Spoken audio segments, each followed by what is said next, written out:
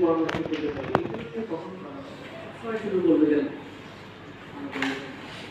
আমাদের এখন কিন্তু আসলে আছে। বাস্তবতা হচ্ছে যে কথাটা সঠিক না, আমি শিক্ষকদের সাথে এখানে দ্বিমত প্রকাশ করছি যে আমাদের এখন সবই আছে, শিক্ষক আছে, শিক্ষকদের ভালো বেতন আছে, শিক্ষা প্রতিষ্ঠান ভালো, সুন্দর কক্ষ, মাল্টিমিডিয়া কক্ষ আছে গ্রামে গ্রামে, চিন্তাই করা যায়। কিন্তু কি নাই যদি আমি তো জিজ্ঞেস করি প্রকৃত অর্থে কি নাই, আমি বলবো যে স্কুলগুলোতে খেলাধুলা নাই, স্কুলগুলোতে সাংস্কৃতিক কর্মকাণ্ড নেই, মানুষের মধ্যে মূল্যবোধ নাই, ছাত্রছাত্রী একটা তারা মোবাইল নিয়ে সারাদিন পড়ে থাকছে, শিক্ষকরা তাদের প্রতি যত্নশীল থাকছেন। এগুলো জায়গায় আমাদের আসলে মূল্যবোধ এবং বাংলাদেশ জেলা পরিষদ সম্মেলন হলো, এটি এখন আলোচনা হচ্ছে যে আমরা কি করতে পারি। বলা হচ্ছে যে এই জায়গায় আমরা দিন দিন পিছিয়ে পড়ছি। তো বিজ্ঞান শিক্ষক যারা, তাদের আমাদের বেশি ভূমিকা রাখতে হবে, আগ্রহী করে তোলা।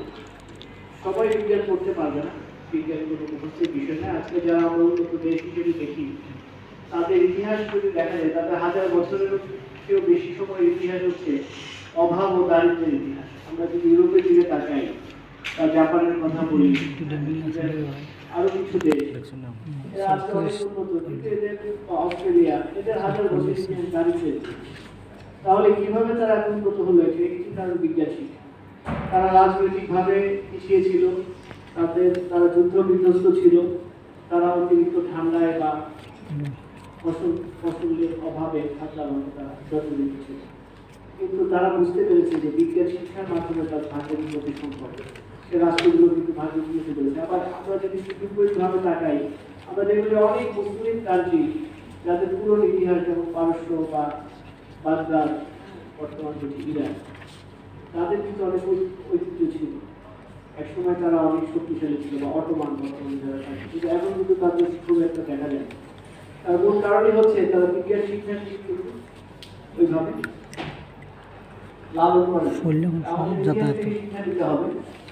আজকে বাংলাদেশ হয়তো রাজনৈতিক শক্তিকে পৃথিবীর একজন শীর্ষস্থানীয় রাষ্ট্র হিসেবে বলছে, কিন্তু আমাদের বিজ্ঞানীরা কিন্তু নাচা শেখা করছে।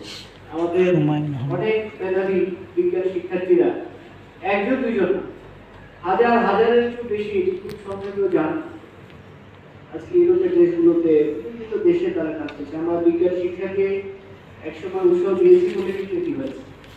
আজকে বর্তমানে যদি আমরা এই বিজ্ঞান শিক্ষাকে উৎসাহ দিয়ে এটিকে ধরে রাখতে পারি, তাহলে ভবিষ্যতেও এই ধারা অব্যাহত থাকবে। আজকে আপনি দেখেন যে ফ্রিল্যান্সিং কিন্তু বাংলাদেশ পৃথিবীর 3-4টা দেশের মধ্যে আছে। ফ্রিল্যান্সিং এ ফিলিপাইন ভালো করছে, ভারত ভালো করছে, তারপরে আমরা আছি। এটা কারণ